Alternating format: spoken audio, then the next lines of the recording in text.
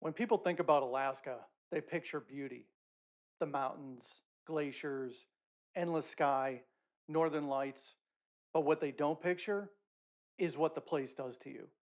Because Alaska isn't just scenery, it's pressure, isolation, cold that tests your discipline, and silence that tests your mind.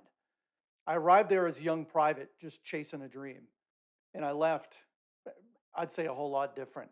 Stronger in some ways, humbled in others, and carrying lessons that would stick with me for the rest of my life. This is Alaska. Let's get into it. Every mission has a beginning, and every journey has a purpose. This is Zeroed In.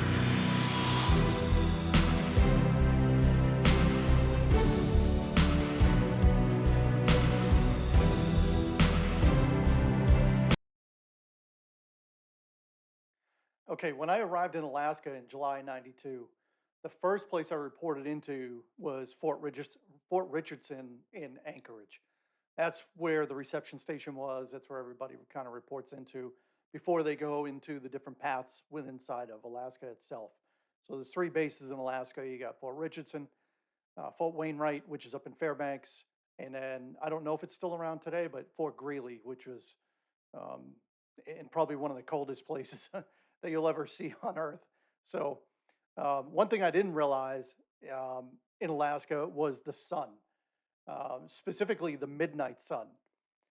So my first week there, I think I arrived on a Friday. Um, I remember that weekend; it went by pretty quickly. It was strange because I kept waiting for the regular darkness. I remember being in the barracks room at the reception station or wherever I was reporting into, and I remember the light just coming through the window, even with the shades down, um, at midnight, and then at 1, and then at 2, and then 3 in the morning. I mean, it was like regular daylight out there. It was something I haven't ever experienced before in my life. So it was definitely a shock to the system to try and get kind of acclimated to like what the heck is going on here. Um, when you're used to a normal day and night rhythm, and you try to go to sleep, but it looks like noon outside instead of midnight, your body and mind kind of get thrown off just a little bit. You start wondering, like, what time is it? Did I oversleep? Is it morning? Is it afternoon? You don't even know. I mean, you just totally lose track of time. So before I knew it, I was reporting in on Monday um, to get in processed for the week, just so that I could move to my final destination, which ended up being up at Fort Wainwright in Fairbanks, Alaska. It's kind of in the middle of the state, just beyond the Denali region. Um, if you geograph if you're not really familiar geographically, Anchorage is down by the ocean. It's on the southern portion, and then you've got like Denali in the middle, like to the northwest, and then you got Fairbanks here. Fort Greely's way down over here. So look at a map, you'll see, and then all the way to the north is Barrow. Um, it was kind of a strange transition going from what they called up then or back then, or they can still call it today, as the lower 48. Um, it was just a really crazy experience. But like anything else, over time, your body just gets used to it. Just got to get acclimated. So I spent about a week, maybe less, in Anchorage, and then I moved up to Fort Wainwright, like I said, where I was assigned to Alpha Company 49 Infantry. Um, Coming from Fort Lewis, where I had made great friendships and then watched, everyone scatter to the four winds, like we talked about in the previous episode. I just it was felt like I was starting all over again. Just when you establish those good relationships, boom, they're gone. Now you're going to a new place and got to kind of reestablish again. So, as a young private at a new duty station, you're trying to prove yourself once again. Nobody knows you. They don't know your background. They don't know all the highs, the lows, and everything you're come equipped with to be able to perform. So, basically, it's no matter where you go, it's just a test for you. So, you know, they want to find out who you are, what your intentions are, and you just try to make friends at the same time because you're going to be up there for 3 years. So you got to figure out, hey, am I going to get along with guys or whatnot? So it was different, different group of guys that already were used to the Arctic environment, which was good and bad because, you come in there and they call you all kind of names like the cherry, the new guy and all that. But then again, as you befriend people and you become, you start working together in that environment, you start to gain a little bit of respect, especially, um, once you're trying to outdo everybody. So, you know, growing up in Boston, and I say Boston loosely, um, because in the military, people ask you where you're from. If I told them I was from Pembroke, they would have no idea where that is on the map. So I always used to tell them, hey, if they asked where I was from, I'd say, well, from Pembroke. Well, they're like, what's that? I said, well, picture it. It's in between, Plymouth Rock, the Pilgrims, all that. It's in between there and Boston. So about 15, 20-minute drive south of Boston. So I grew up there in the Northeast. I knew cold winters and heavy snow, but nothing like I was going to experience in Alaska. So one of the first things you have to do when you arrive is, um, in a climate like that, is to go through what they call an acclimation training program. It's about a week long. It's really designated for people arriving in the wintertime. You learn survival skills, cold weather techniques, shelter building, all of that. But since I arrived in the summer, it was sunny and warm. And believe it or not, it actually gets hot up there. In Fairbanks, it'll get up to, in the 90s. But the heat is different. Everything in the middle of the state is dry. And then down towards Anchorage, um, in the southern portion, down by the water, obviously, it's a lot of humidity. So now you got a wet cold. But up there, you've got a dry cold and a dry heat. So 90 degrees doesn't feel like 90 degrees. So even in the summer, you still go through some type of indoctrination training, classes on survival, cold weather acronyms. So you start, even though you're not or exposed to the cold weather, you still have to go and learn all that stuff, learn about the acronyms, learn about how you dress, and everything else, and then do demonstrations of winter shelters. You got to make like makeshift shelters and stuff like that. Um, but just to show that, you can do all that. In the wintertime, the students or, all the new people coming out, they must stay outside for a couple nights, to get used to, um, the Yukon stove and the tents and everything that you use for survival up there, how to set all that stuff up. And then you got to perform all the survival tasks. But in the summertime, we just slept in the woods. But the crazy part about that, it isn't without its experiences. Um, the mosquitoes. So they might as well just, I used to say, they might as well just be the state bird. They were huge, they were relentless, and they were like tiny pterodactyls. These things were enormous. One essential issued item in Alaska is mosquito netting. Without it, you're absolutely going to get tore up. Um, you'd see guys all the time like trying to tough it out. I'm not going to use my mosquito net, and next thing you know, they're just racing for their rucksack to get that netting. I mean, it's just the mosquitoes are just horrible. So sleeping outside without a net, it really wasn't an option. Um, when I arrived to my unit, to Alpha Company 49, um, when I first got there, I met my first sergeant at the CQ desk. So when you first get to the barracks, um, I walked in, went up the stairs. There's a CQ desk, the charge of quarters desk, kind of like I talked about in the other episode. And then the first sergeant was there, and he met me at the desk, and he says, "Hey, and I think I was in civilian clothes. I think I had two bags with me, one with my military issue uniforms, other one with a few civilian clothes. You know, as a young private, you don't know what to bring. So he brought me into his office, and we sat down, and he just kind of, I guess, wanted to get to know me, figure out what my thoughts were, wanted to know what my goals were. And as a young private, I think it was like an E2, maybe an E3 at the time. I have to go back and check my book, um, but my answer, it was immediate. I want to go to Ranger School. That's it. That's that, and whatever else, whatever the courses and everything else, I'm your guy. Like, send me, because if nobody else wants to go, I'm your person. And he told me, well, there's a long order of merit list that needed, and I needed to prove myself first. Um, and I understood that. I mean, just like with any other unit, I mean, you're going to have an order of merit list. You're not just going to come into the unit and jump the line, for people that have been waiting. So, but I wasn't worried about it. I knew that I could accomplish any one of my goals. So instead of putting me in a regular, because of my what I wanted to accomplish, he put me instead of putting me in a regular platoon at that time, he put me in a scout section. So back then, even though there was a scout platoon in the battalion, um, every or each one of the line companies inside of their headquarters platoon had a scout section, and that's where he sent me because the squad leader that was over there, um, he was very very experienced. I think he came from Ranger Regiment at one time. He had a lot of experience behind him, and he just loved training people. So First Sergeant was like, "Hey, we'll send you over there, and that'll probably set you up for success," which it did in a lot of ways, and that changed everything. My squad leader, he kind of took me underneath his wing. So did the other guys there.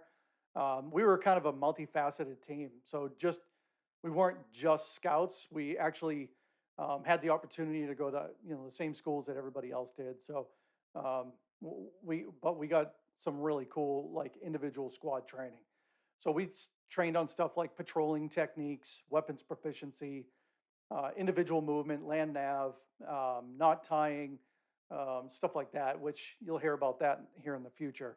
Um, but it was detailed, it was disciplined, um, and it built my mental toughness. We did a lot of rucking, a lot of good PT, both in the wintertime and in the summertime. It didn't matter.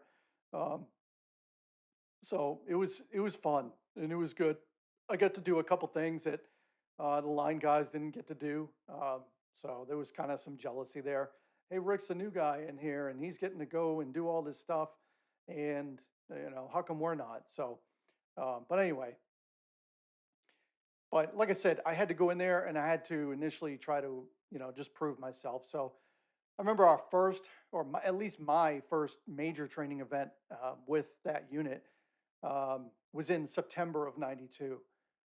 We went to Yukon Training Area. It's huge. So anybody that's listening that was in the military and served up in Alaska, about the YTA, the Yukon, the Uk. Um, Huge. I mean, we're talking, you know, hundreds, thousands of acres of training land. I mean, it was insane. Um, we flew into the Yukon Training Area ahead of the company. So since we were the scout squad, our job was to go ahead of the company. So kind of like what I talked about in a previous episode, how I was with that one squad leader who was just the worst, and we were the last ones to get to the company assembly area. Well, what we did is our squad, we flew on. There was an airfield right there on Fort Wainwright as well. So we went down to the airfield, loaded up on helicopters, flew out there, spent 2 days ahead of time. And prior to going out though, our job was to go out there, land, establish a landing zone for the entire company to come in. Kind of like what we did on the in the previous unit was scout out pretty good size areas for the company, and then platoon areas and stuff like that. So, and then we also in some of that time we did some collective training, scout training. So it was pretty cool. So when we prepared to go out there, the intel that we got, like when I say intel, like, the weather forecast and, you know, um, whatever, if we were going to have Op 4 out there, opposing forces, whatnot, try to figure out, hey, what are we going to do? We going out there, what kind of training plan? What's the forecast look like? So what do we need to pack? So the intel said no snow whatsoever. And like I said, I had just recently got to Alaska like 2 months prior. So I don't know what the full weather conditions, or how they play out up there. So bottom line is we packed light, we wore jungle boots, minimal cold weather gear. I think we just packed like a polypropylene shirt, there, whatnot, because on Fort Wainwright itself, it was I mean, unseasonably warm. I mean, it wasn't bad. So what's crazy is, so we lifted off from the airfield, flew out to the Yukon Training Area, and as we approached the landing zone, we looked down, and it was nothing but white, and we were like, "What the heck? There's all sorts of snow here, snow everywhere." So when I jumped off the aircraft, and so just kind of put things into perspective, the aircraft, like the helicopters in Alaska, they have like under the, on the skids, or even on the Black Hawk. So if you're flying in a Huey, it has skids. If you're flying in a Black Hawk, it's got tires. But what they did is they had like skis attached to them, right? They were like snowshoes, but for the helicopter. So I remember when I jumped off, I went straight into waist deep snow. I mean, you got to figure. So I'm wearing nothing but BDUs, or we all are, BDUs, jungle boots, and no snivel top. No, because I mean it was middle of the day when we went in. So, um, but when we jumped in, like we did not expect it to be waist deep. I mean, it was crazy. So we definitely weren't prepared for that. So we pushed through the snow to the tree line, and then we radioed back to the company to bring all the winter gear. So even giving them the combinations to our wall lockers back at Fort Wainwright, so that way they could get, um, our winter gear, like our vapor barrier boots and you know, our other winter associated stuff. So it was definitely a shock. So we were out there for a couple days waiting on those guys to bring that stuff out. So we made do. So what's funny is the forecast, it never cares about your packing list. So it was that was a pretty good experience. Um, During my time off, whether it was in the evenings, or we were just, after we were dismissed for the day, or even on the weekends, I would load up my rucksack and head out to jog the airfield. From the barracks, it was about 7 mile course. Guys used to just think I'm crazy, but I had goals. I had goals to accomplish. I still partied with them, all my buddies, but I was known as the motivated one. So guys would be like, "Rick, we going to the mess hall, after we get off work." And I'm like, "Nah, I'll go a little bit later. I got to load up my rucksack and go get the miles in." And the reason why I was doing all this, because once again, you're thinking back to when I first arrived, I told the first sergeant what my goals were. And he says, "Well, you're going to have to prove yourself." So, here I was going off of my own time, setting my own schedule to go and physically and mentally prepare myself to become, to one, go to Ranger School, but number two is to better myself, but also better those around me. So that was it's another thing that, I was hoping maybe some other guys I could get and drive them to kind of go with me. So, but they were pretty reluctant to do that. So the next month in October of '92, I received a pre-ranger slot with a report date of November 1st. I was hugely surprised. I remember the first sergeant brought me in his office, and he says, "Hey," he goes, "you're going to the top of the list." He goes, "Doesn't seem like anybody else is interested. I know you've been putting in the time. Um, I've got you a pre-ranger date for November 1st." Um, that's it's about a 3 week course. And it was down at Fort Richardson, Alaska. And that course well, back then, it was a prerequisite.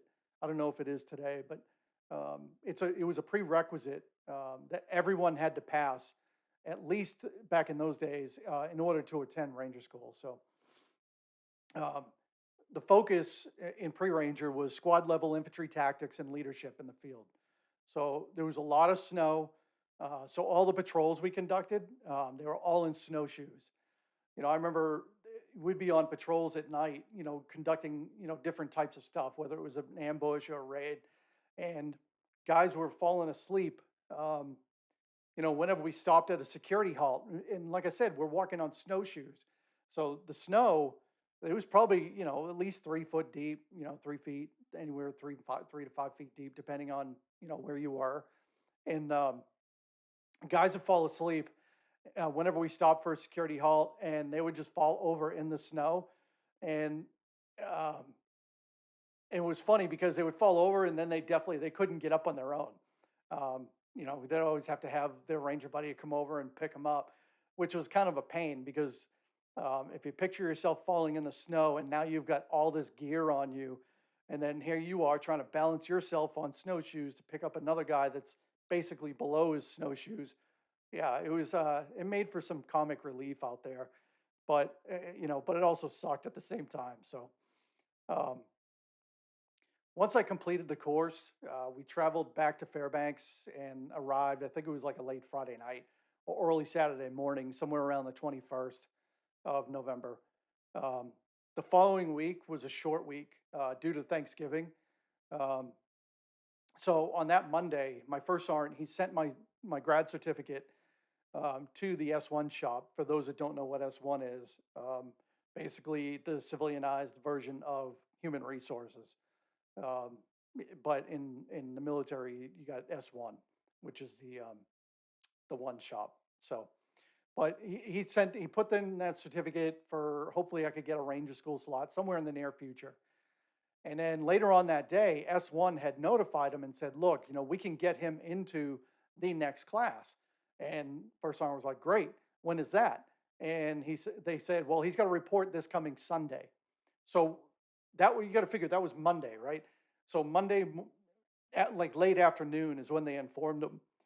So basically, I only had 2 working days to get everything done. And when I say everything done, we're talking about um, finance. Um, I had I had to get orders cut. I had to go to finance to get a travel advance because back then you had to get a travel advance. I had to go to travel itself to get my itinerary made because you go to a separate place across post um, to get your itinerary to for your plane tickets and all that to get down there, and then shop for all the items I needed that were on the packing list for Ranger School itself. So, being just because you're in the Army, I mean, you're issued uniforms, but you don't have everything you need for the packing list that is warranted to be able to go through the course. So I had to go out and buy all that stuff. So it was a very tight window to get all that done. Um,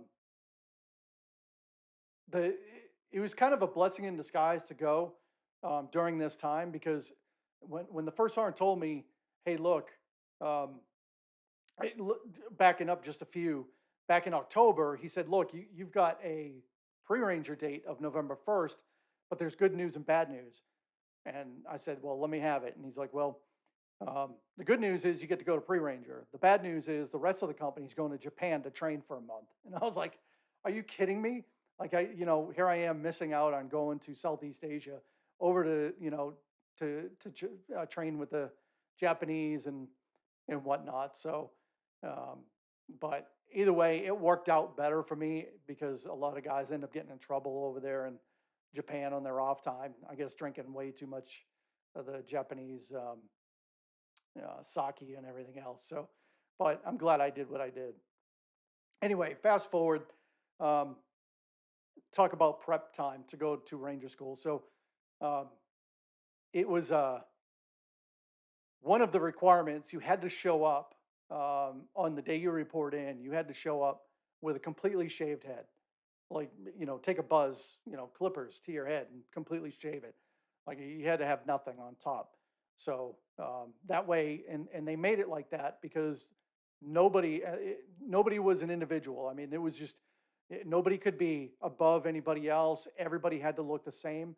That's why the packing list is uniform. People look the same. Everything.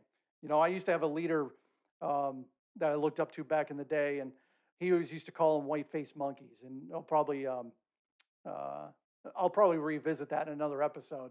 But he when he said that later on in my career, when he said that, it totally resonated and I knew what he was talking about. But I was able to put that into this episode.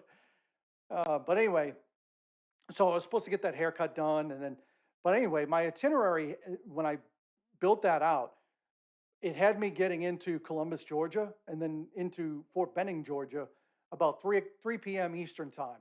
So being in Alaska, you're 4 hours behind Eastern time. So, I was flying all day, and with all the different layovers, it was getting me into Columbus somewhere around 3 p.m. So, which was enough time for me to, get off the plane, get my bags, grab a cab, um, go shoot down to the nearest barber shop, and get my head buzzed. Probably would have gone to Ranger Joe's, and then um, jump back in a cab and head over to Camp Rogers, um, which is where 4th RTB, 4th Ranger Training Brigade is, over there where I had to go report in. Murphy's always out there. Murphy's Law, right? So it just like how ill prepared we were for the training mission in the Yukon Training Area where he jumped into, waist deep of snow. Murphy showed up again. So traveling all day from Alaska down to Columbus, Georgia. I didn't even get into Columbus, Georgia until almost it was somewhere between 10:30 and 11 o'clock at night, Sunday night. And we had to report into 4th RTB by midnight. So I was like, you've got to be kidding me. So I get off the plane, we land in Columbus, Georgia. I get off the plane, go down to luggage, and guess what? Luggage is lost. Did not arrive. And I think I had like 2 or 3 stops between Alaska and Columbus, Georgia. Luggage isn't there. My whole Ranger School packing list, minus like 1 uniform and my paperwork, was gone. So I was like, are you kidding me? And then, so meanwhile, I go to the USO and they're like, look, give us your information and, we'll contact 4th RTB the moment your stuff gets in, and then we'll have the courier come and bring all that stuff down. I was like, okay, well, whatever. Here I was. I mean, I'm a young private, so I'm like stressing it, because here I am showing up to Ranger School with nothing. But not only am I showing up with nothing, Rick didn't get a haircut. So, once I got there, I asked the cab guy, I said, hey, is there a barber shop? And he looked at me, and it's like, by this time, it's like 11:30 at night. And he's like, no, there's no barber shops open. So I was like, oh, great. So anyway, I said, take me to Camp Rogers. I got to report in, to 4th RTB.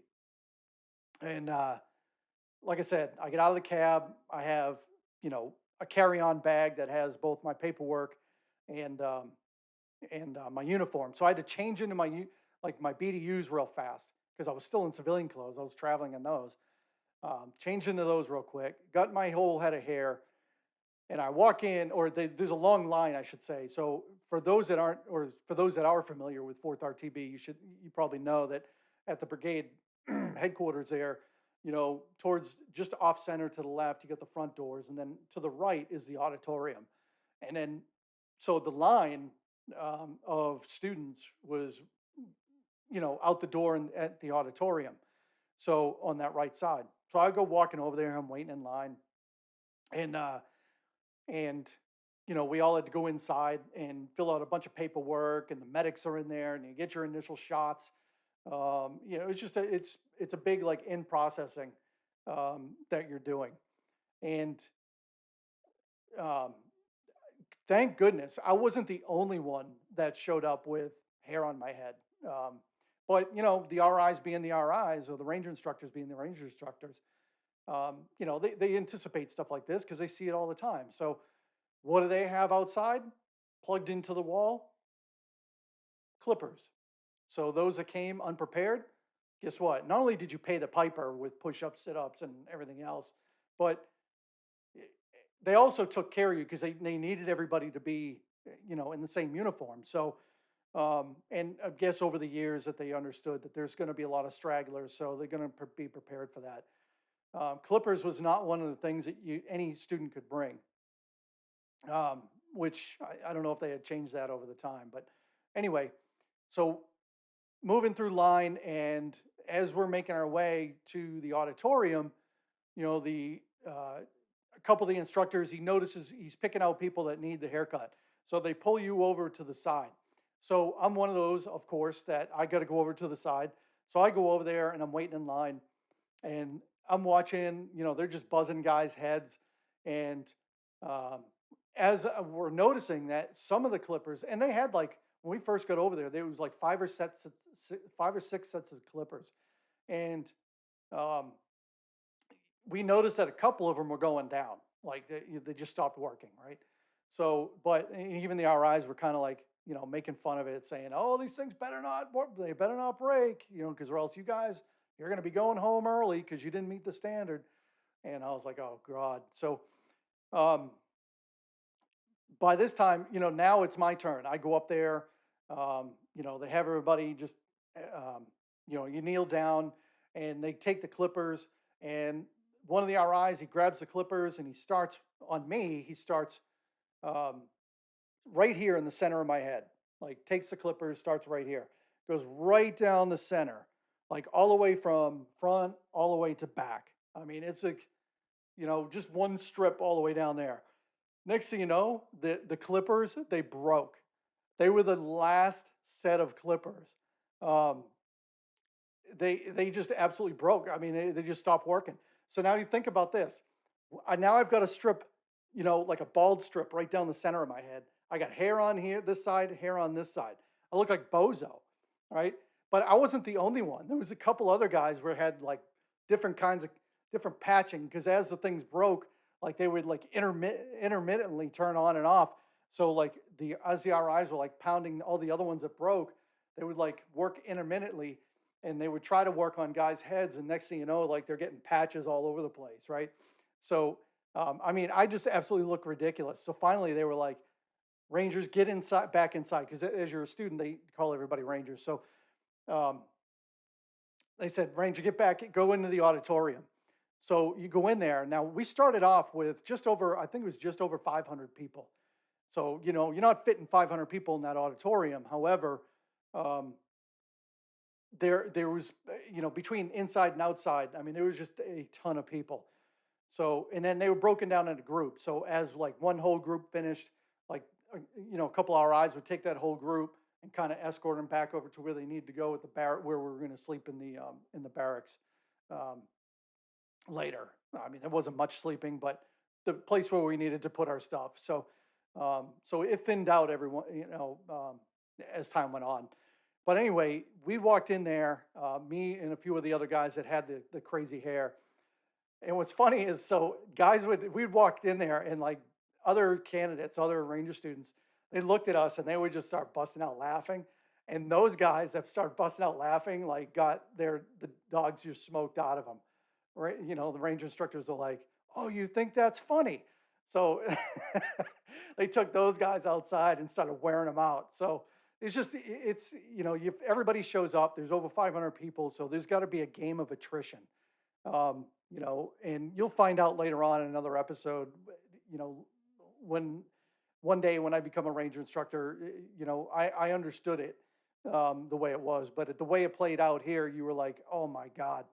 So um, standing out is definitely dangerous. You don't want to be that guy. You don't want to stand out at all. So as we went through the night, I mean, there was no sleep. Um, right at first light, now we have to do the PT test. Everything you do for that first week is like, um, it's a weed out session, because they can't handle 500 people in one class. It's not going to happen. People are going to get weeded out. And it's going to be through physical events, or people quitting, or finding people who have crazy haircuts now to get rid of. It's kind of like a game of attrition. So we went out there for the PT test. And if you've never taken a PT test before, um, basically it's push-ups, sit-ups, 2-mile run back then. Okay, PT's changed over the years, but back then it was push-ups, sit-ups, 2-mile run, everything done. All the standards were to the 17-21 age group, and and so if you picture this, um, if you're being graded, like if you're the one being graded, like the RI is here, like he's the microphone and he's facing this way, right? And I'm the one doing push-ups here, but everybody behind me. So if you see my wall behind me, everybody's facing that, like the outside, like towards that wall. So everybody's back is towards um, the grader and the ranger student that's doing the exercise. And so we're all standing there, and we have our PT cards in our hand with our name on it and our roster number. And, we're all just standing there, and you have to be quiet. You're standing at parade rest. And then all of a sudden I hear, "Oh my God." And I was like, "Oh no. Um, what is that?" And I'm thinking to myself, "Oh man, somebody's about to get jacked up. The world is about to get like lit up on fire." And then it just dawned on me. I mean, just because of, I didn't really think about it. And then you just hear again, "Don't make me come over there and get you." And I was like, "Oh God." And I'm like, is he talking about me? So I turned back around, and when I turned around, like all I saw was like the finger pointing right at me, like, "You." And I was like, "Oh my God." He's like, "Come here." So, like I said, hair on this side, hair on this side, nothing down the middle. And so I go over there, and of course, our eyes being our eyes, once one is onto one, it's like flies on stink. They all come flying over, and now granted, the people that were on the night before doing our in processing is a totally different crew. So the people coming in to do the grade all the PT tests, it's a different crew. So they don't know what, they weren't there for the initial, like, you know, messed up haircuts. So they just started grilling. And then, like I said, I wasn't the only one. So they started picking people out of line. And I think there was maybe a handful of us total that were like that. And they said, "Oh my God, did the Sergeant Major change the standard here? Is this the way it is?" And I was like, of course, every other word out of my mouth was, "No, Sergeant, no, Sergeant, no, Sergeant." So, and the biggest thing I was worried about wasn't the haircut, believe it or not. I wanted to get through the PT test because the fourth RTB was notorious back then, um, because there were so many students. You could do the perfect push up, and they're counting one, one, one, just because they have to dwindle numbers, right? Or at least back then, that's what it seemed like. And so now I was like, great. Now I'm singled out. I'm that guy. I stand out. And the last thing I want to do is give them any reason to, critique the way I'm doing push ups or doing sit ups. And I definitely need to smoke that 2 mile run if I get there. So we go through the PT test, make it all the way through it. Thank goodness. Um, Passed everything. Um, but the one thing you can't control is the embarrassment, but you can control your own performance. So, and that's what I was set off to do. So, it was funny later on that day. The RIs, they came over and they told us.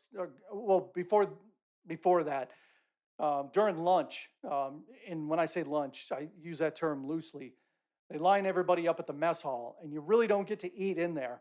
For those that remember, um, you walk through the mess hall, you grab a tray, or actually the trays are already made, I believe, and you just grab one off of the counter. And then you go over and you go to sit down at a table, but you don't get to sit down. Like the moment your rear end hits that seat, they put you back up. Get up, So, and then you start moving towards the exit door, which where all the trash is at, and then the return for your tray. So, but here's the deal. That day, since there was 5 or 6 of us, we were known to the RIs as the Cabbage Patch Kids. So nobody ever wants to be around the RIs. I mean, it's just one of those things. It's kind of like back in basic where nobody wanted to be around the drill sergeant. It's the same thing in Ranger School. You did not want to be that guy that was, around the RIs, unless it was on good terms. But for us, this one R, oh, this group of RIs were like, "Hey, where are all my Cabbage Patch Kids at?" So they pulled us all over, and then we had to sit with them at lunchtime while all our peers were just getting, hazed and everything else. And I'm like, "Oh my God, this couldn't be any worse." This is, for day one. Here I am, a guy from Alaska coming down, and oh man, I got all these dreams and aspirations. But anyway, that was day one, and then that night before while we were working on all our equipment in the barracks, um, the RI said, look, you need to have your hair cut like everybody else by morning. And I was like, Roger that, no problem. And then, so I started asking around the barracks. I'm like, who has clippers? Who has clippers? And nobody had clippers. My ranger buddy, thank goodness for him, but he's like, look, dude, he's like, I got Bic razors, like if anybody's seen the disposable razors, the yellow Bic ones, they came in like a bag of like 12, maybe more, I don't know. But the disposable razors, like 1 to 2 blades in it. And he's like, dude, let's go. So we went in the bathroom, and all I did was like lathered up my head with shaving cream and soap and whatnot. Just, I mean, God, it's so slick. And then for about 45 minutes, I mean, he just took that razor blade to my entire head, and we got I mean, I was completely bald. No fuzz on there. I mean, it was just straight razor all through, just pulling my hair just right out. So that was, and then, other than that, I mean, the rest of the phase went on. So back then, school was 4 phases. It started off in Benning, like I said. Then for us, since I started actually November 30th, or November 29th is when I reported. November 30th was day one. So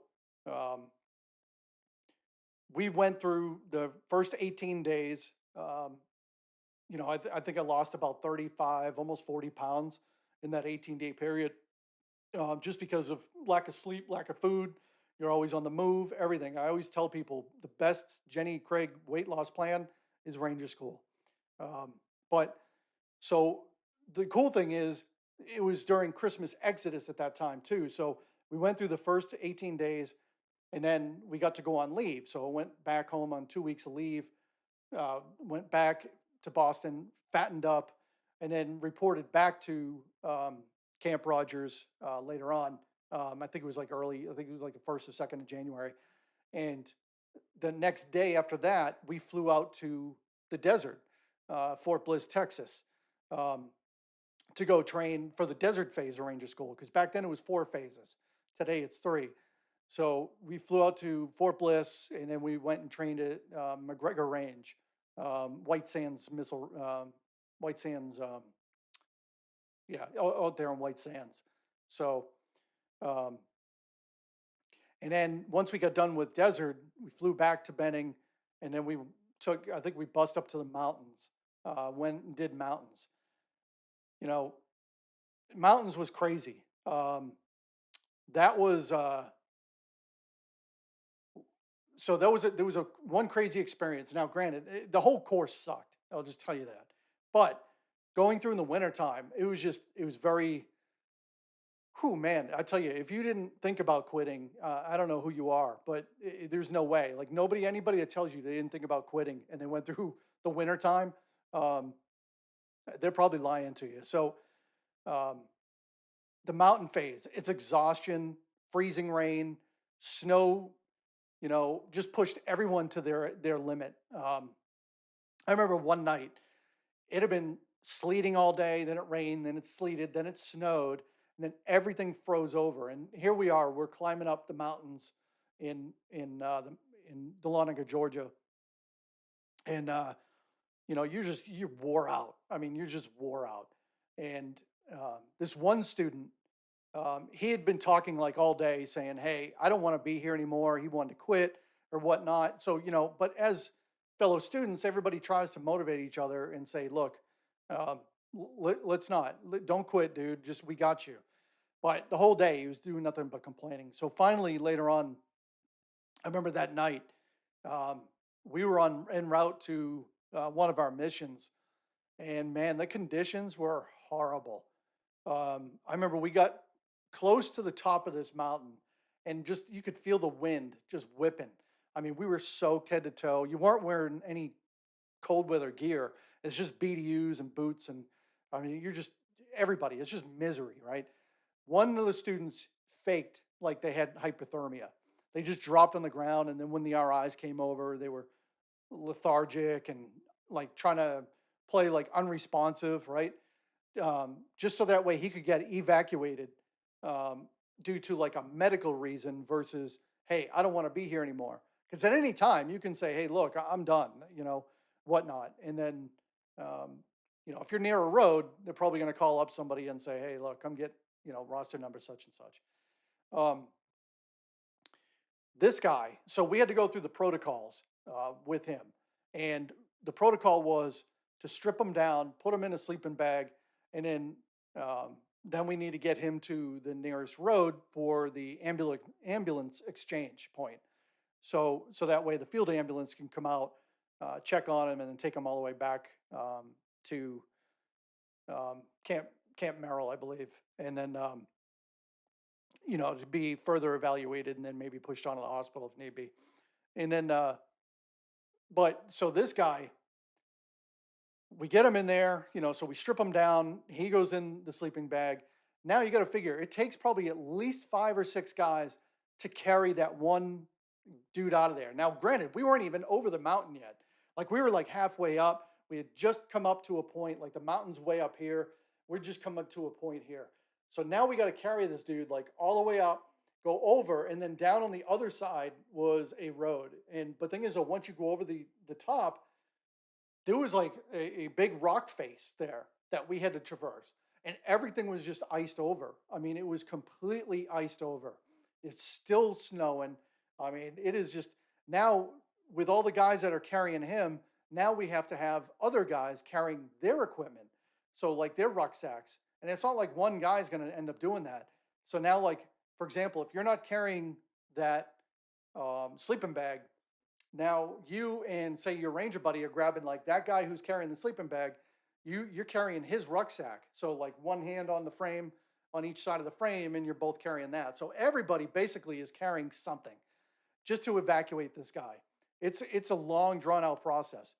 But anyway, we get to the top of the hill. We start to traverse down, and then all of a sudden, those guys that are carrying him, they slip on that slick rock face, and they start tumbling down the hill, down the mountain.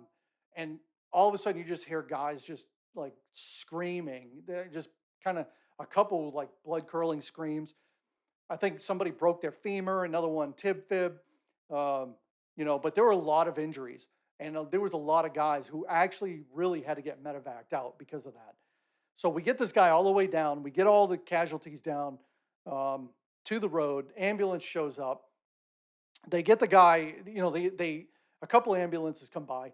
They evac the dudes that have like not the original guy, but the other guys that got injured as they were sliding down the mountain, like hitting the trees and breaking bones. Got those guys out. The original guy. They get him in the ambulance. They do a core temperature on him. So if you don't know what that is, they stick a thermometer in his rear end, kind of like a turkey. And then, so come to find out, the guy has a normal temperature. He was faking the entire time. So, what that moment kind of taught us was, the quitting for that guy was personal, but the deception, the cost belonged to everybody. I mean, it was ridiculous.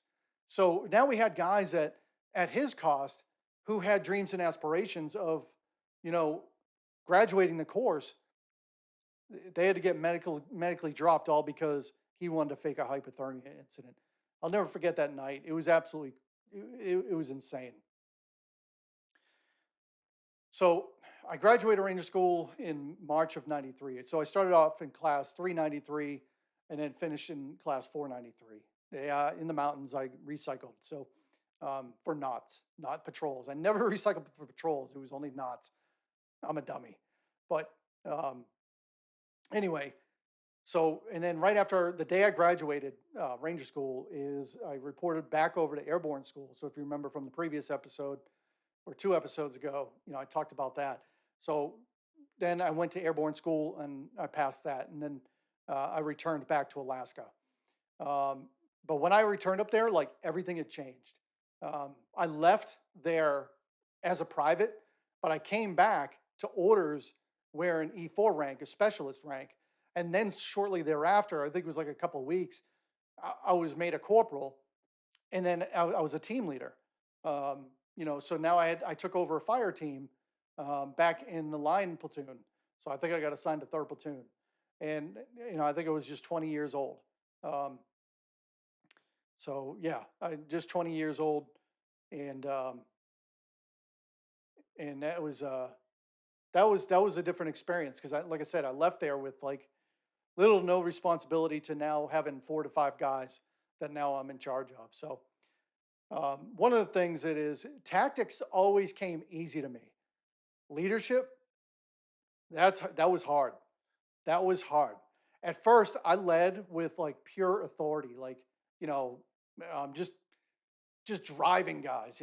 Get this done. Don't ask any questions. I mean, that was my style of leadership because that's all I knew. That's the leaders prior to me. I mean, that's how they showed me. I mean, anybody who watched Cheers, I'm kind of dating myself, but if you've ever watched Cheers growing up, and or you go back and watch the reruns, and one of my favorite lines out of one of the episodes um, was when anytime Norm would walk into the bar, everybody would say Norm, and then Sam, the bartender, Sam Malone, would always say, "What's shaking, Norm?" or "What's happening, Norm?" Or "What's new, Norm?" And then Norm, one of the episodes, his response was, "It's a dog eat dog world out there, Sam, and I'm wearing milk bone underwear." That's pretty much how you sum up the military. Everybody's way. If you're not in a leadership position, you're wearing milk bone underwear.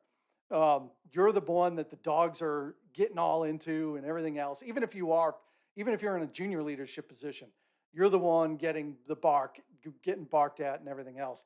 There was no asking any questions. So that was the leadership that I grew up on, which I thought was, that I was accustomed to. It didn't bother me. And so I was like, well, this has got to be the only way. So, like I said, I led with pure authority. So back then, my platoon sergeant, he pulled me aside when he saw that how I was, and he pulled me aside and he told me, he said, "Look, you can't lead like that all the time. You have to understand people." So then he gave me assignments, got me into the leadership manual, assignments to define leadership and the different types of leadership, authoritative, delegative, and eclectic, which is combined, and then when to use them, and then understanding human nature and everything else. The great thing about aging is wisdom. So it comes with it. So as you grow older, you start to understand all that. That began my real leadership journey. Is that one-on-one conversation that I had with my platoon sergeant. So um, that was crazy. So training up there, it was fun. It was something totally different. We trained on glaciers. We did a lot of glacier training. I went to military mountaineering course. Whenever we went out on the glaciers, you wore what they call crampons, and then you learned how to do self-arrest techniques. So as you moved along the glacier, like as a squad or a fire team, everybody was tied into one another, and then you had like these little pickaxes. Like I said, you had these crampons, these spikes on the bottom of your boots, so that way you didn't slip and fall. And then everybody's tied in, so that way, in the event that somebody on your team was to fall down into a crevasse, um, the rest of the team would pull what they call self-arrest technique, to where as like a battle drill that we used to do in the infantry, but you just do that on the glacier. So now everybody kind of falls and hits, sticks their pickaxe into the ice, dig in with your crampons. So that way, if the guy falls off, he's still tied in. He may be dangling, and then from there, what we do is we put different measures in place to where now we can use a Z pulley system to get him back up and going, get him back up with us, and and tend to any injuries or whatnot if need be, or just continue to move on. So glacier training was really fun. Skis and snowshoes, obviously pertinent to the snow environment. Um, like I said, when I was a kid, I grew up going to New Hampshire to go skiing, and in Vermont. And but one of the things I never did before while skiing was skiing uphill.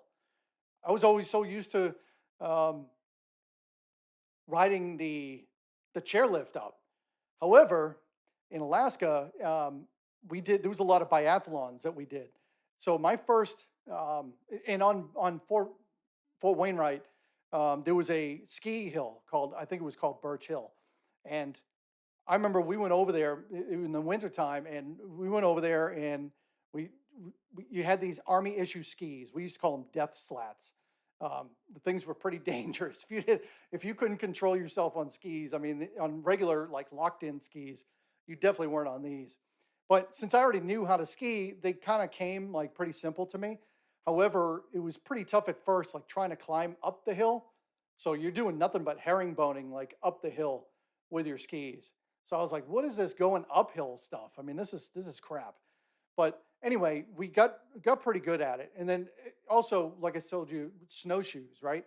So anywhere you went, if you weren't on skis, you were on snowshoes. So it was kind of cool. It was a great experience. Um, we did. So remember, I told you in I think it was a previous episode, we did a 100-mile foot march at Fort Lewis. Well, I did two more while I was in Alaska, but this time we weren't walking. We did a 100-mile foot march. Well, we kind of were. Um, we did a 100-mile foot march in snowshoes, so it was a snowshoe march. And then we did another one in skis. It was a ski march. So that's another 200 miles. So, but it's separate times, obviously. And then, but man, that was miserable. But at the same time, like at night when you were walking, the sky, I mean, you just see the northern lights just whipping across, and that's what kind of kept you going. It was phenomenal. That's stuff that I'll never forget. I mean, it was pretty cool. We did biathlons. So, combined with the skiing and shooting. So and that was around Birch Hill area. There was some little ranges set up during the course. So, and we trained, and then we put together biathlon teams to go compete in that. So that was always fun.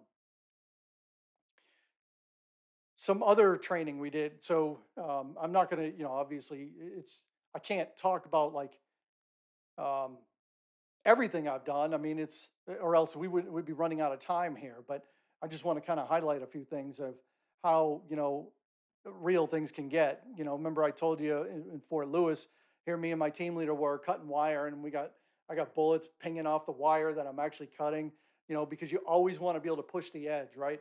To see, one, it's going to build confidence, but two, between you and the people that are on the other side.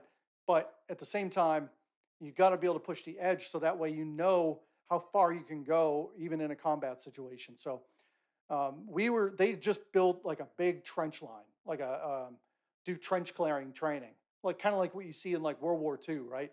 In the trenches. Well, they had just built a brand new one up there, big complex up there in Alaska while I was there. And so, the brand new wood was on the sides of the trenches, dirt was still on the side. So we went up there to go do trench warfare training, and one of my soldiers, one of my weaker soldiers, I'm working with him, and we are doing like, we're doing the crawl, walk, run technique of training, just like I typically would. And one of the tasks that we were doing was dropping live grenades into the trench, and how you would do that in trench warfare. You lay on your back next to the trench. You got the grenade here, you're holding it up, you look down into the trench real quick, flip off the safety, pull the pin, and then roll over, drop the grenade in the trench, roll back over. The moment it goes off, boom, everybody goes into the trench and goes left and right and just starts moving down the trench to be able to take out whoever's in there. So we did that. We trained on that pretty much all day. And then we did a lot of, we started off with, nothing in our hand. We had the privates starting off with nothing in their hands. And then we moved up to the dummy grenades, the trainers, the blue trainers with just a blasting cap in there. It's not something you want to hold in your hand when the blasting cap goes off. However, they call it like inert. So that way, when you drop it in there, the blasting cap goes off, but nothing like, it's not really going to hurt anybody. And then you move to the run phase, which is the live grenade. So we've been doing this all day. And this one cat, I got him, he's laying on the ground, and I'm like, all right, buddy, I'm not going to, like I said, I'm in these podcasts. I mean, I'm not going to use names. I'll try not to. I'm like, hey man, we ready to go? And I'm walking him through it. I'm talking him through it. I said, okay, look over the trench, because he was one of those like leadership challenges. So he looks over, great. So I hand him the grenade as he's on his back, and he's got the grenade in his hand, and he's kind of shaking. And I'm like, dude, just calm down. It's going to be fine. So I tell him, undo the safety clip. I said, look back over. He's got his thumb on the spoon. The grenade pin is still in. I said, all right, now go ahead, pull the pin out, and then roll over, drop the grenade in, and roll back. Well, he did that. He pulled the pin, and when he rolled over, I don't know what happened. The spoon got caught on his equipment or something, but the thing just rolled like out of his hand, down his body. And like I said, the trenches were new. So you had like the wooden wall. We're up here, the trench is way down here. We're on this side, and there's like a little like sump here, just from erosion from all the rain and stuff. And that grenade fell like into the sump. It didn't even go into the trench. So now the grenade is between the wood and us. And that's going to be like your buffer. So when the grenade goes off, that's going to basically push the blast our way. And grenades typically blast up and out anyway, and we're kind of, and I'm standing up. So I've never felt, I think, any type of adrenaline, the adrenaline dump that I got when I saw that. It was insane. This kid, he weighed about, with equipment, he probably weighed about 180 pounds. And I remember just grabbing him like he was nothing, like he was a feather. And I picked him up, ripped him over, and I'm wearing like a regular flak vest, right? So everybody's got some kind of body armor on, but I'm wearing like that old flak vest, for those who are in the military and understand how it was back then. For those that have never been in, picture yourself at the dentist or the doctor's office getting an x-ray. That's how thin that flak vest is. When they put that, x-ray vest over you, yeah, it's kind of like that. So what's it really stopping? So I grab him, we roll over, and as I'm falling down on top of him, the grenade goes off, and adrenaline's pumping, and next thing you know, like, give it a few seconds, but all of a sudden my back just like started burning. I'm like, what? Like I felt like I was getting hit with bees, like I got hit with a hornet's nest, and I'm like, what the hell? So I start stripping off all my equipment, and then the medic was there, and the medic was there, and he didn't have his equipment on him, but I lifted up the back of my shirt and I said, Doc, I said, come here, check this out. What's there? And he looked, and he could see metal pieces just sticking out of my lower back. And I said, Doc, get those out of there. So he's like, well, let me go get my bag. I said, hell no, don't get your bag. Because his bag was like way back over here. And so he reaches over, and with his fingers, he tries pulling out the metal. Well, it's still hot. So he burns his fingers. So I reached down. I had a Leatherman on me, a Leatherman or a Gerber tool or something, but something with pliers. And I pulled that out of my kit, and I hand that to him. I said, Doc, just start pulling that stuff out. So he did. He grabbed my pliers, and he starts pulling out little pieces of fragment of metal out of my back. And I was like, oh my God. And then, he grabbed something to kind of wipe down, all the blood and everything else. So, and then from that point on, I just continued to train. I mean, it was just the way it was. Back then, unless it was life, limb, or eyesight, you weren't getting out of training. I mean, it's just, not to mention, I mean, just your mental capacity. You're like, well, I've got all my extremities. I'm good to go. But over time, as these things continue to build up over time, all these explosions that you're next to, I mean, they do mess with your brain. So, that'll be another episode I talk about later on too, about TBI and everything else. But years later, it's funny, I was going to a chiropractor, and, they took x-rays, and one of the things it showed was a little piece of metal in my lower back. And the doctor was like, hey, what is that? Is that a piece of metal in your back? And I was like, yeah, I think that happened like, 16, 17 years ago. He's like, oh my goodness. So one of the lessons learned there is training punishes hesitation, but it rewards decisive action. Um, Even though we really didn't hesitate, but it could have been worse. If if he had gotten stuck there, or if the grenade was just laying on his body and we were fumbling. But for me to see that at that point in time and just grab him and roll over and then just take, a few pieces of shrapnel in my back. Yeah, I mean, it wasn't the greatest, but you know what? I'm here to talk about it today. So, um, that wouldn't be the end. I'll talk about some other stories later on, um, kind of like that. So, one of the other things that in training, and I think this will probably end up being the last piece of the training, but um, the I talked about before losses, right? Um, when I was growing up and how that would become a common theme. There was a buddy of mine. He was in so where I was at in Alaska, there was 4-9 infantry, which was mine, and then you had a big pond, and then across the pond was 5-9 infantry, and their guys. We partied with them all the time. A few of us, we were really close.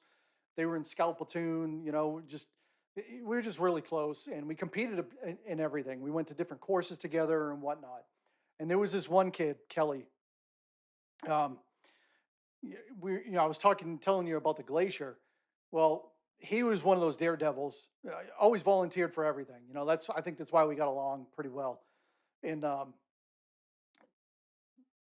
were doing a demo on the Glacier, and he always volunteered to be the guy that would fall into the crevasse, like be the guy, like fall in, literally fall in, while the rest of the team, pulls the arrest technique and then demonstrates like how to actually pull a body out of the crevasse. He's probably done it about 100 times. I mean, it was nothing to him.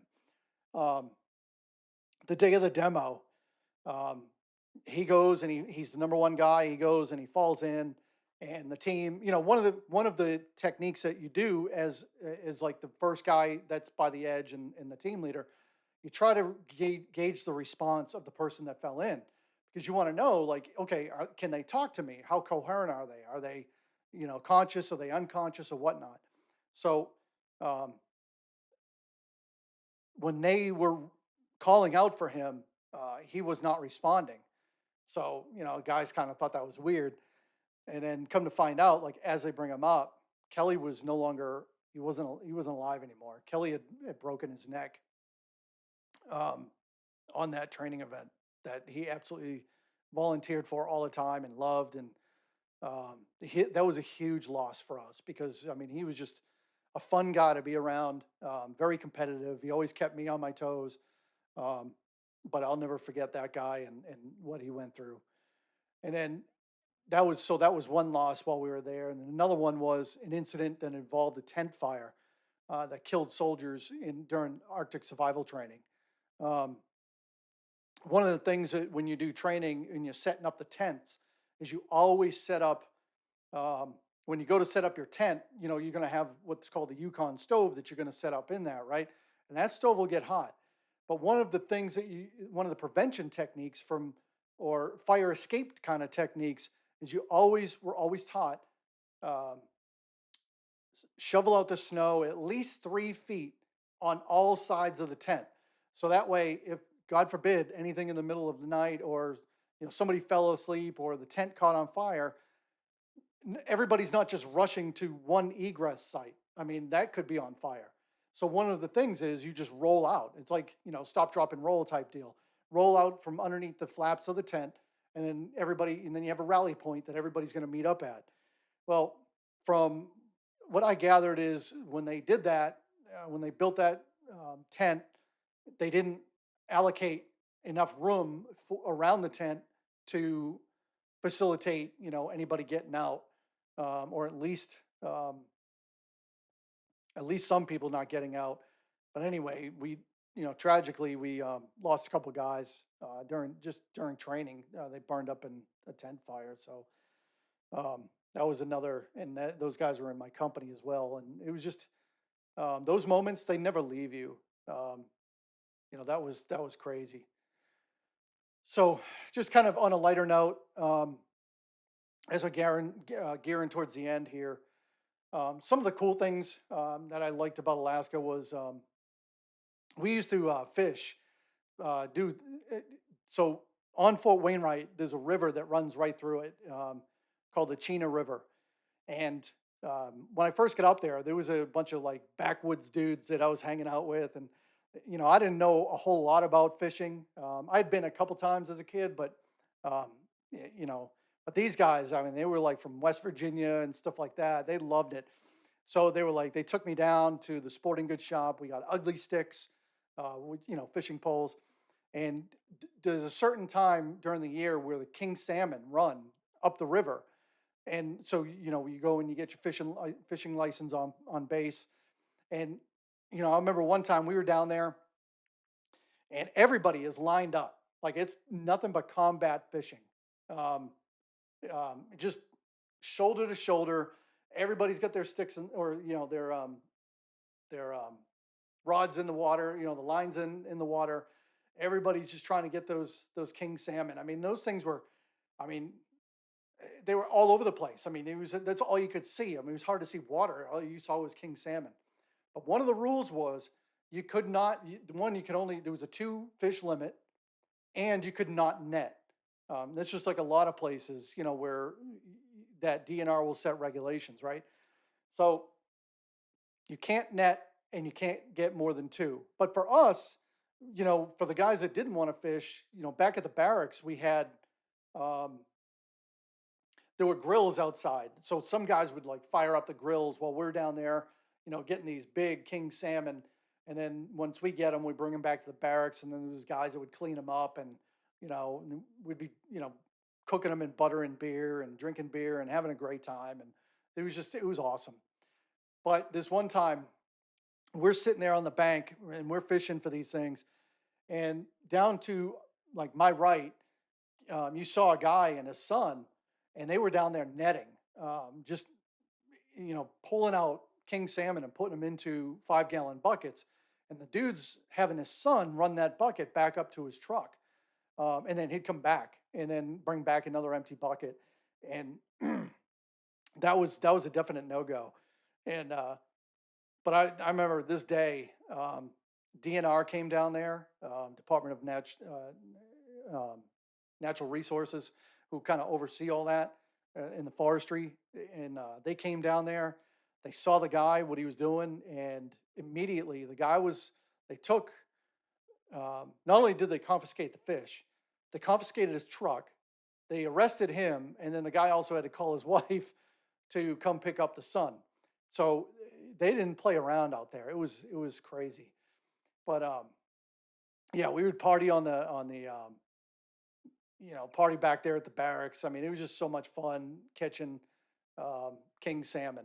And then I think there was one other time, another great fish I used to love to go fish for. There's a huge lake up there, and I forget the name of it for the life of me. Um, we used to go pike fishing. Pike, the fish with the long noses. Um, those are fun. We'd go out about knee deep in water, obviously in the summertime, and you're casting your rod out there. And as you're out there in your flip flops, the little pike would come up and they'd be nibbling at the hairs on your on your legs. So, but it was fun because once you got one on a reel, like the fight was on. So, but anyway, um, so as my 4-year enlistment was ending, I faced a choice. I mean, it was either stay in or get out. Remember, I still wanted to go to the 75th Ranger Regiment. I mean, that was my goal when I came in. That's what I joined for and everything else. However, talking to the reenlistment guy, the career counselor, the in-service career counselor, there weren't, well, let me back up. I'd gotten promoted to sergeant a few months before I left Alaska. And I still had to reenlist in order for whatever assignment I was going to next, right? So as they were looking into me trying to go to Ranger Regiment, at the time, Ranger Regiment wasn't taking E5s. They were overloaded on E5s. And they would take E4s. So I went to the first sergeant. I'm like, hey, look, take my rank away. I'll become an E4 again as long as I can go there. And he's like, no, sorry, buddy, but we can't do that. That can't happen. So I was like, I'll give up my rank. And he's like, no. So, I was still torn of whether or not I wanted to get out or stay in. Like I said, all I wanted to do was go to Ranger Regiment, or just at least I didn't know anything else. And all I knew is I wanted to be around people that wanted to or come to work every day and give 110%. I mean, that's all I wanted. And my squad leader up there at the time, um, he talked to me about long range surveillance. And I was like, what is that? He's like, well, it's kind of like a scout platoon, but a little bit deeper. And I'm like, what is that? And he goes, well, you operate in 6-man teams. You infiltrate into enemy territory, gather intelligence based off of commanders' requirements, and to be able to confirm or deny certain aspects, so that way follow-on forces can go in and hit places and they can plan for it and blah, blah, blah, blah. I mean, you're the intelligence guy. Like, you're going forward to gather all this intelligence for units to be able to put combat plans in place. So, and I was like, wow. I was like, well, that's kind of cool. And he's like, you know what? And not to mention, um, the guys there, it's real professional too, because you don't see too many privates there. And I was like, what? And he's like, yeah. He goes, typically this is 4 seasoned guys. He goes, I think you would love that. And I'd never heard of it, but if it was along the lines of a scout thing that I was doing when I first got to Alaska, I was like, okay, let me try this out. So I gave the Army one condition: send me to the Lurch unit or I'm getting out. That's it. I told him, I said, look, if I can't go to the 75th Ranger Regiment, send me to the Lurch unit at Fort Bragg. So the reenlistment, the counselor, he told me that I needed to reenlist in order to be eligible for that assignment. And I told him that if in quotes, that he can get me locked into that specific unit, I'll reenlist tomorrow. Because I wasn't playing around this time with reenlisting for the Army to come back and tell me that they couldn't get me the assignment and now I'm being sent somewhere else now based on the needs of the Army. Kind of like I did after I left airborne school. There was no way. Like, my focus, I was determined to forge my own path to success. And one of the things that they don't tell you prior to Ranger School is once you graduate Ranger School, more doors open up for you, especially in the infantry world. Different assignments, different duty assignments, because there are certain coded positions. So you kind of get like better pick of the litter of where you want to go. You can basically write a lot of your career path just because of going to Ranger School and completing it. So um, once I got confirmation that they could lock in that assignment, a few weeks later, I reenlisted on the ramp of a Chinook helicopter as we were flying over the Yukon Training Area, and we were heading to another training exercise. So, but yeah, that was the stint in Alaska. So some places you remember because they were easy. Alaska wasn't one of them. I remember Alaska because it was hard. It was beautiful, and it forced me to grow faster than I was actually ready for. It taught me that strength isn't loud. Leadership is not control. That was one of my hard lessons, but I'm thankful that I learned that lesson. And the purpose, any purpose, is forged in the moments that you want to quit. So for the many times that I wanted to just say, the heck with it, I'm done, perseverance, keep moving on, purpose is forged in the moments that you want to quit, but you don't. So Alaska was never the destination. It was a proving ground pointing me towards where I was meant to go. So in the next episode, we're going to head to Fort Bragg, into the quiet, disciplined world of long-range surveillance, where everybody gave 110% every day that they came to work. And that was what I've been searching for all along. So stay aware, stay accountable, stay zeroed in.